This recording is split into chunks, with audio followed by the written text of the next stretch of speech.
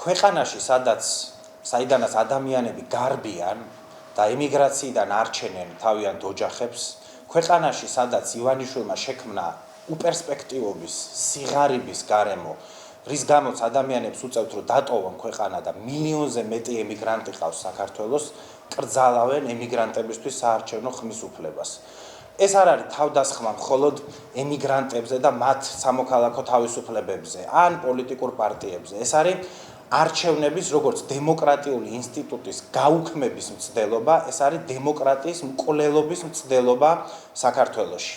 რატომ აუქმებენ საარჩევნო ხმებს ემიგრანტებისთვის? იმიტომ, რომ ემიგრაციაში ქართული ოცნება ვერ აკონტროლებს საარჩევნო ხმებს. მაგალითად, 2024 წლის საპარლამენტო არჩევნებზე კოალიცია ცვლილებისთვის მიიღო 11,000-ზე მეტი ხმა საარჩევნო უბნებზე, რომელიც საზღვარგარეთ იყო გახსნილი, ქართულმა ოცნებამ მხოლოდ 4,000-ზე ოდნავ მეტი.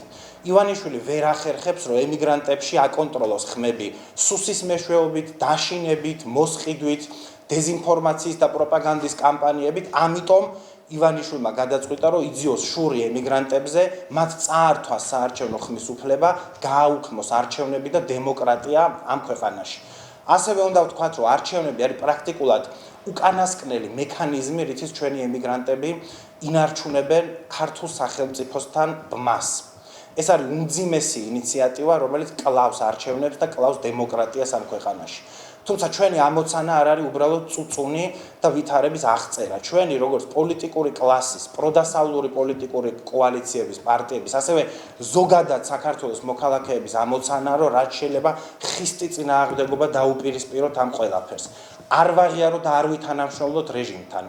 მოვითხოვოთ რაც შეიძლება მეტი საერთაშორისო წნეხი, მათ შორის მეტი საერთაშორისო სანქცია რეჟიმის წარმომადგენლების წინააღმდეგ და რაც მთავარია, არ შეჩერდეს ქუჩის პროტესტი. არათუ შეჩერდეს, გახდეს ბევრად უფრო მასშტაბური, ბევრად უფრო მწვავე და ბევრად უფრო მრავალფეროვანი.